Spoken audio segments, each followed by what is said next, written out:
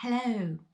So today, as promised, I'm going to make a little gerbera, because how this idea came about was I was fiddling around the other day on my table and I just suddenly thought how beautiful this garland might look in rainbow colours.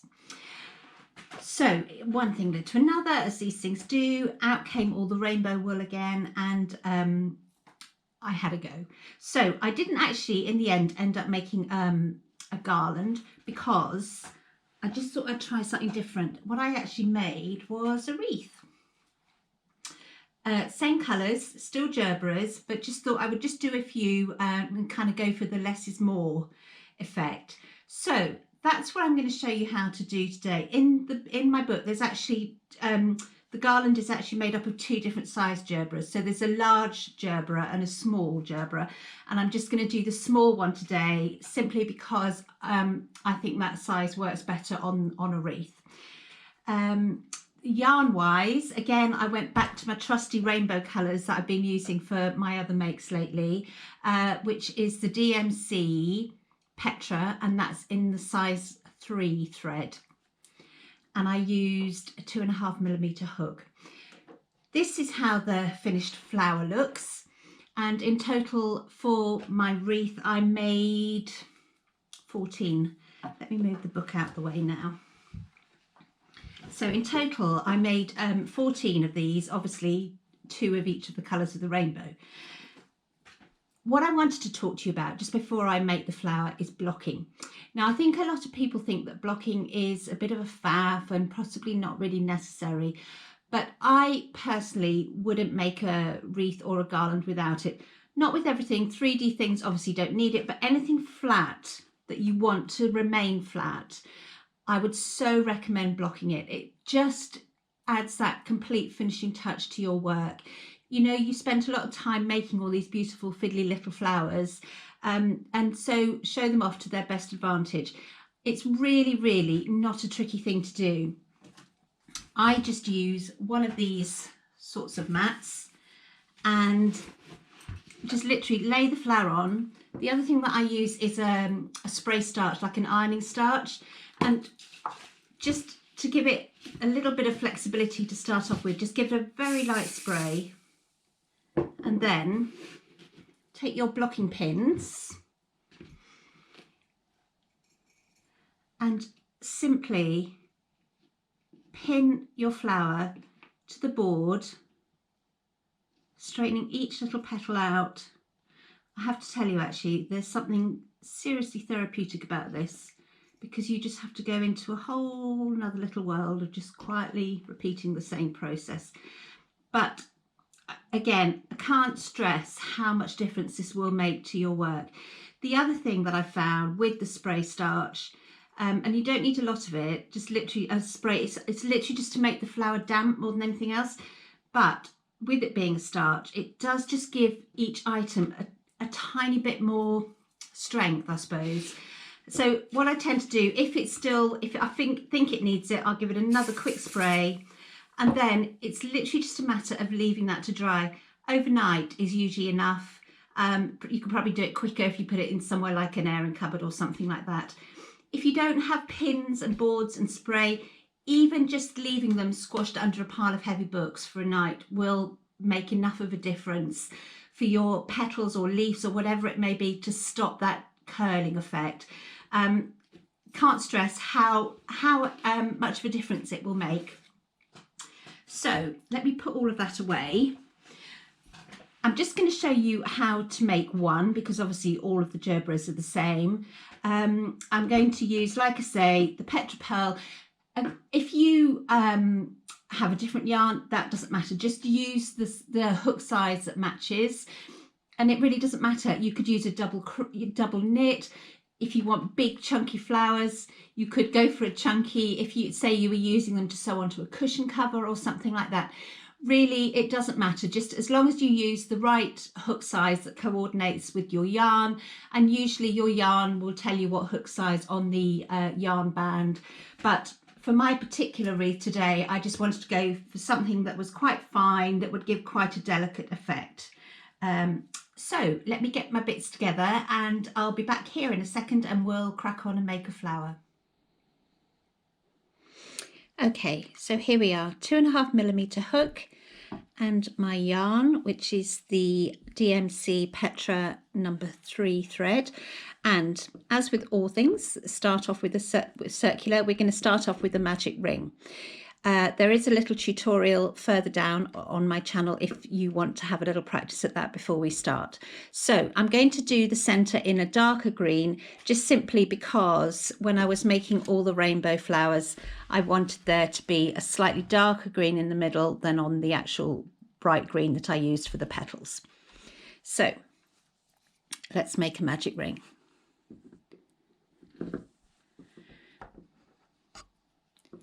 It's going to start off with quite a small magic ring, so we're going to just work 4 double crochet into that ring. We just slip stitch to start with, so 4. So 1 double crochet, this is UK terms, 2 double crochet, 3 double crochets, 4 double crochets. Then take the short yarn tail, hold your stitches with your thumb, just give it a little pull to close that circle up, and we're now ready to start round 2. Round 2, we're literally just going to work 2 stitches into each of the stitches that we made from round 1. So there's our 4 double crochet from round 1. At the end of this second round, we're going to end up with 8 stitches. So go into the first stitch. My short tail out of the way, so I'm using the right bit of yarn, and we're just going to, like I say, work 2 double crochet into each stitch. So 1, 2 into the first stitch, 3 and 4 into the second stitch, 5 and 6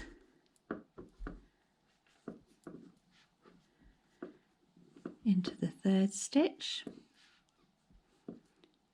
7 and 8 into the fourth one, 7 and 8, and that's it. That completes the center of your flower. So to finish, just slip stitch back into the first stitch, pull through, and grab your scissors, just snip that off. We'll address all the ends once we're finished because it's a bit easier, as at this stage it's really quite fiddly working with such a tiny little circle. So there we are, that is the center of our gerbera. Move that yarn out of the way because we're now going to come to the yarn that you want to use for your petals. So to join in this, we're literally just going to join it in with a slip stitch. So push your hook into any of the stitches, it doesn't matter which one, and pull a loop through. Okay, and we're now going to chain 8. We're going to chain 7. Basically, each petal we have to kind of start a chain that we're then going to work back down to make each petal. So, like I say, slip stitch your yarn in and chain 7. 1, 2, 3, 4, 5, 6, 7. So you have your center and then you have your chain of 8. Right, we're now going to work back down that chain to bring it back down to the center before we can start our second petal and our third petal and our fourth petal. So to do that, we're going to start in the second chain from the hook, which is that one there. We're going to work 1 double crochet.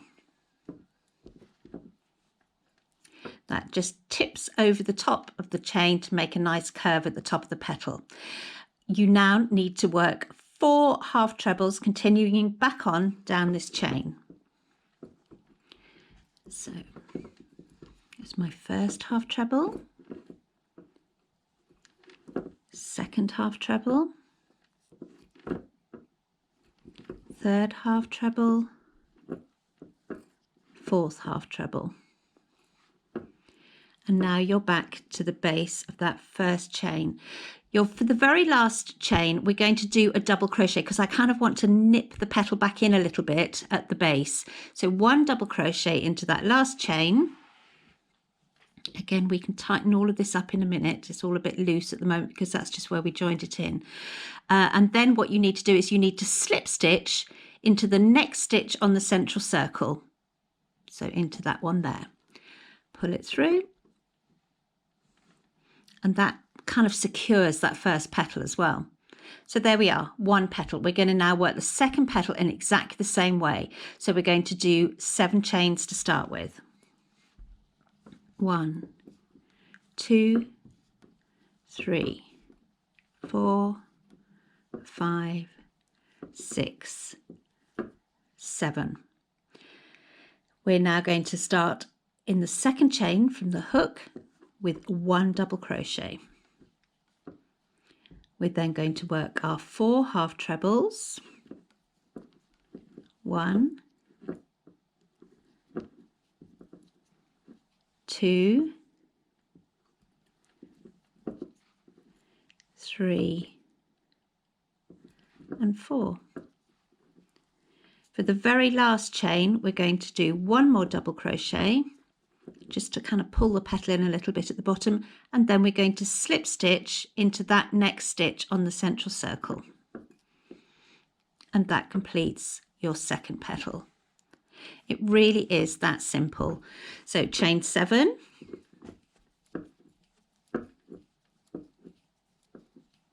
7, 1 double crochet in the second chain from the hook, 4 half trebles, 1, 2, 3, and 4. A double crochet to finish it off, slip stitch into the next stitch on the central ring. We're going to just keep on going. 7, 1 double crochet, 4 half trebles,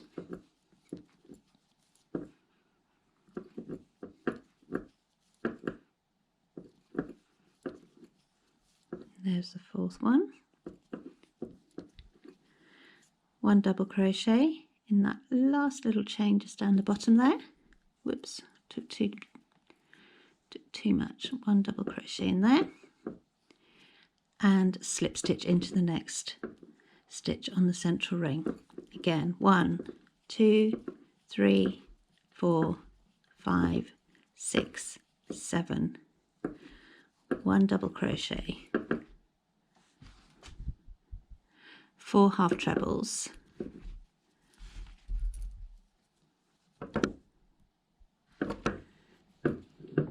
2,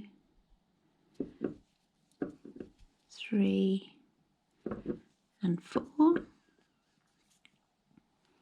1 double crochet, slip stitch back in.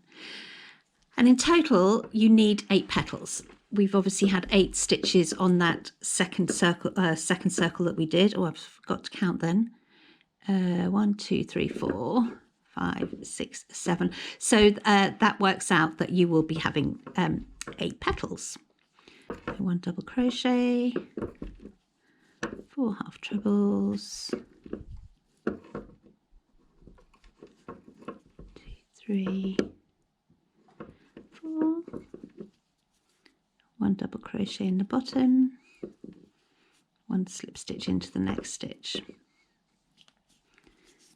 You can see it really just takes shape so quickly.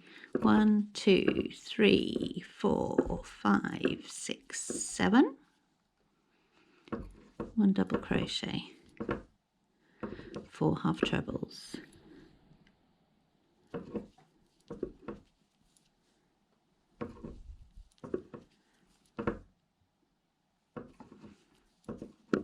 'Finish the petal with 1 double crochet, slip stitch into the next stitch. So we're now on to our last petal. There's just room to squeeze 1 more in. 1, 2, 3, 4, 5, 6, 7, 1 double, 4 half trebles,